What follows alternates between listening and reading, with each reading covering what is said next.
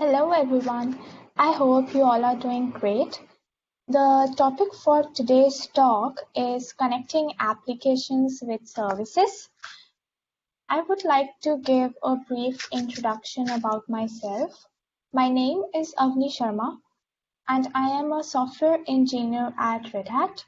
My day-to-day work revolves around OpenShift, Kubernetes, and operators.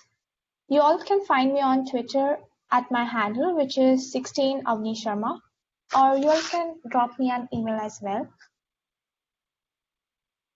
So at the very onset of the talk, we should discuss what is the goal of the talk and what would be my takeaway from the talk. So the goal here is pretty straightforward and simple. The goal here is to help you all to bind your applications with services. Simple, isn't it? Well, let's not fall into conclusion too quickly. The goal is to bind those apps and services in cloud-native environments. It can be pretty tricky. So let's discuss about how we can actually make it more user-friendly and easy for users to bind their apps with services.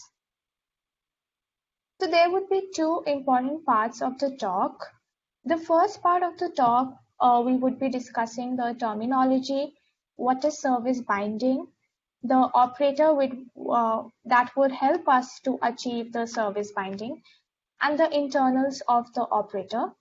Whereas the second part of the talk would be a demo, which would be demonstrating the whole learnings of the talk.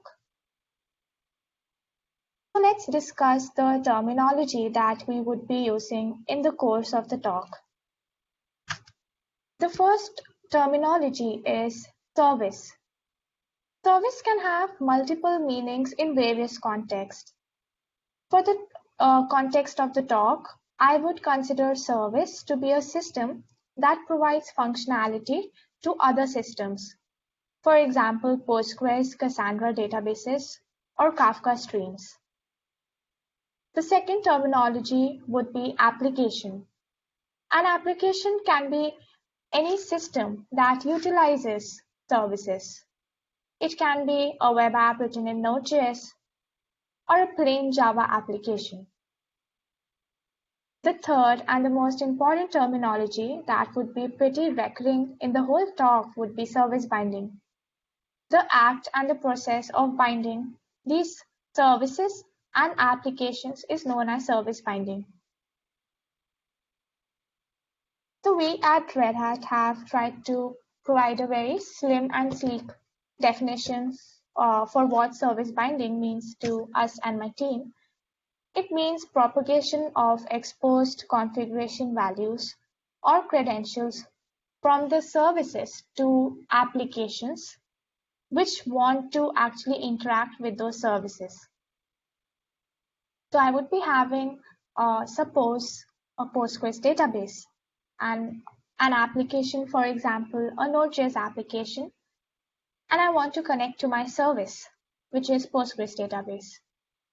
So the propagation of various configuration values that is needed by the app to be able to establish a connection with the service, that would be known as service binding. So here is a more pictorial elaboration of the definition that we just showed. So let us discover, or let us rather see how things are being done today. So the first thing that we would do to actually accomplish the connection in today's scenario would be to collect all dependent services configuration values.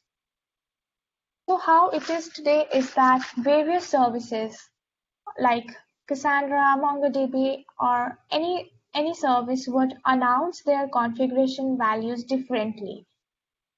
For you, it would be a manual effort to go out there and figure it out how they are announcing their configuration values and then gathering all those.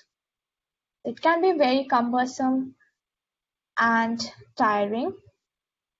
Second part, after you have actually gathered all the configuration values, you would go ahead and append the application's manifest accordingly, exposing the previously collected configuration values. So that would be a manual effort again. Third would be to adjust the application to consume the configuration values. It might happen that the values that have been exposed don't have the same names as the names being referred by the application. In that case, you might even have to make some changes in your application. So as we see the way it is being done currently, it seems that configuration and maintenance can be a tedious and inefficient process. So yeah, while many of you can go crazy, don't be afraid. We have a solution for this problem, which is called the service binding operator, where binding becomes easier. So the slides would be shared after the talk, or maybe the link is just given. You all can go to this link and explore the project, which is the service binding operator, and it is hosted on GitHub. So what we can achieve with the service binding operator. So there are three major points. First one being that the collection of configuration values from the services that we want to connect to, so those are desired services. So those configuration values are made available in intermediate resources. So we might have an intermediate secret, which would be an amalgamation or a pool of all the configuration values that have been collected from the desired services. Second point is that optionally adjust the application's resource to consume these intermediate resources. So the operator will adjust the application in such a way that the intermediate resource that was created by collecting the configuration values, that is in some way consumed by the application. So this is all being taken care by the operator. This is something that you would have done manually, but now is being taken care by the operator. The third and a very critical point is that whatever changes have been made in the configuration after there has been a connection will also be reflected in the application. So to propagate the changes from the configuration values and credentials which has been exposed by the service to the app, all this propagation would be automatically. So you will not have to worry about any change in the configuration value after you have made the or established the connection between the service. So to achieve that, there are again two important points. The first one is to make the service bindable. So there are ways where we can advertise that service is bindable. And the second is to actually create a service binding request or an instance which will bind the application and service together. And it is like defining a contract between the desired service and the application which wants to connect to that. So suppose we have a Postgres and a Node.js app. This is a very pictorial illustration of what we are trying to achieve with the operator. So this Postgres service is a backing service, and we have our application which wants to connect to Postgres, and it has some questions. The Node.js asks, how do I know what all configuration values have been exported by Postgres and can be consumed by me? The Postgres has an answer. It says, let me help you with that by making myself bindable. And then you go ahead and create a service binding request, which is also known as SBR. You're happy to go. So as we discussed in the illustration, making the service bindable is a key an important point. So to do so and to achieve that, we can reference a secret config map or a particular resource field with configuration values or credentials to be exported. So we can actually refer a secret or a config map which might have configuration values. And we will show how we would refer that secret and config map in the next slide. Or we can map values from the spec or status part of the backing service custom resource, and that can be automatically exported to intermediate manifests. But how do we achieve these 2 points? So for that, we would be using some sort of pattern. So the first can be to expose those configuration values which are in a secret or config map or spec or status. So we want to expose the locations, or whether it's in secret config map or as an attribute, to annotations, and these annotations would have to be described in the backing service CRD. And the second way is to expose the configuration values or credential locations in cluster service versions or CSV. For those of you who use operator framework, which is used in OpenShift, can make use of CSVs, and it is more for a use case scenario of OLM backed services, that is when you're using operator framework. But if you are on vanilla Kubernetes, you can go ahead with the first option as well. So as I discussed, for a service to tell that it is bindable, we can add annotations to its CRD. Let me get the pointer here just to explain how the annotations would work. So for a service binding operator to recognize an annotation, we have added the prefix service binding operator.redhat.io. So this is basically to scope the annotations to our operator. That is why we've mentioned this. The second part, if you see, we have mentioned an attribute which is DB name, and that is mentioned in the spec part of the service. And we want that this attribute is available to my app as an environment variable.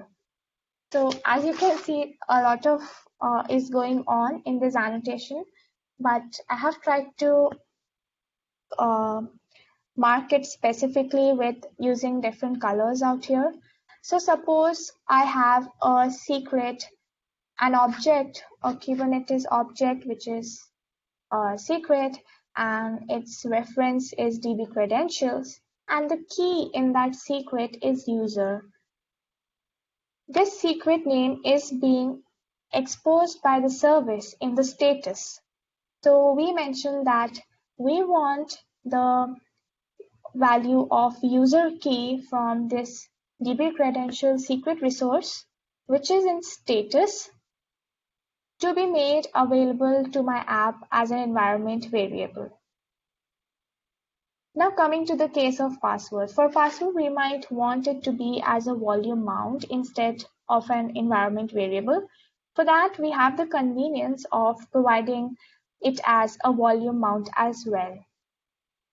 So as you can see, I want the password key from an object which is kind secret in my Kubernetes world, and the reference for that secret is DB credentials. The key is password, and I want its value to be given to the application as a volume mount.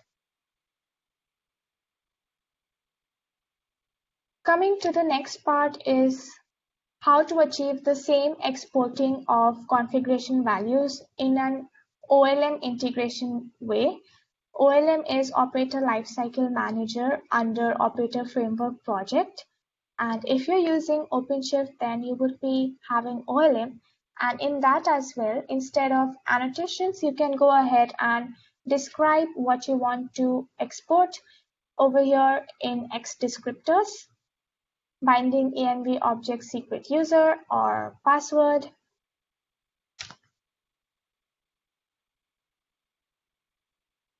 This is again an illustration to show how a service binding request would look like and the important API endpoints in the service binding request, which are two, which is mainly application selector and backing service selector. So application selector would refer to the application that wants to connect to a backing service selector. And it is not necessary that it is only an operator managed backing service. It can be typically any Kubernetes resource as well as an operator managed backing service. Okay, so a lot of information on this slide, but I would like to draw your attention to only the important parts, which are these rectangles. So on the left over here, I have my service binding request. And considering the fact that my app is already deployed, this is my applications manifest, which is of kind deployment. And I have made a Node.js application out here. This is just a snippet of the application deployment. And over here, I have my demo database or CRs snippet over here. This is my backing service. So basically the intention of this whole slide is to show how these two resources are being referred in the binding request. Over here under application selector, we have our Node.js app, and in backing service, we have our Postgres DB demo. Okay, cool. So now over here, I'm trying to illustrate how there is an API which is known as custom environment variable, and it is a very critical API in the project because there might be scenarios when your application is a legacy application and you might not want to change the name of the configuration value. And you might want to use the value that is being given by the service, but not the name that is being exported. So you can actually change the name, and you can also make your custom values. So over here, if we see, this is a string JDBC Postgres. And then over here, we have a pretty comprehensive Go template in which we say that this ID DB, from DB status, I need connection IP. So connection IP can be as 172.30.24.19 and dot, I want the DB connection port, and it will fetch the DB connection port from the status and the status DB name, which is Postgres. So this is a very nice and handy dandy tool in the service binding operator when we create an instance for the service binding. So it's pretty great. So we have discussed a lot of functioning of service binding operator and how the services will make or export the configuration values and how apps will consume it. But now let's take a quick demo tour to make it more simple to follow and to demystify it.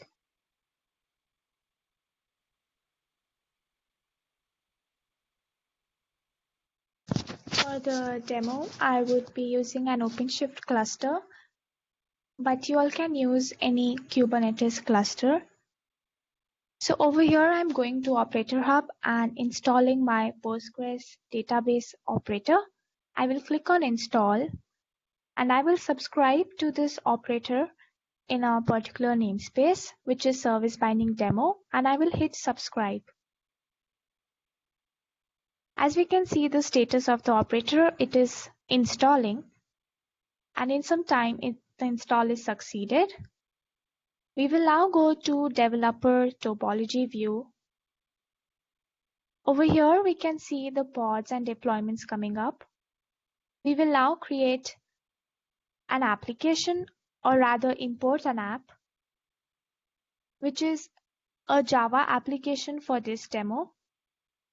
And I will give the application name as Java app and the resource reference as well as Java app, and hit create.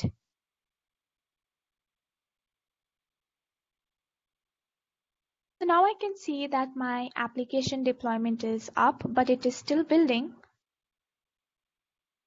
So now I will create the database instance, and the instance name is dbdemo.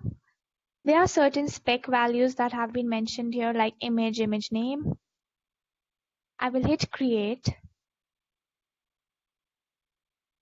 And now if I see the status of my instance, database instance, I can see that certain configuration values have been populated there, like connection port, connection IP, and etc.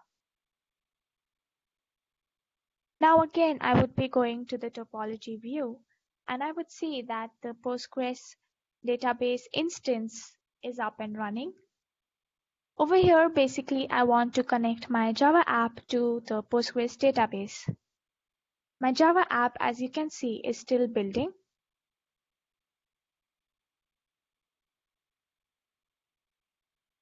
So I will go ahead and take a look at the service binding till my Java app build is complete.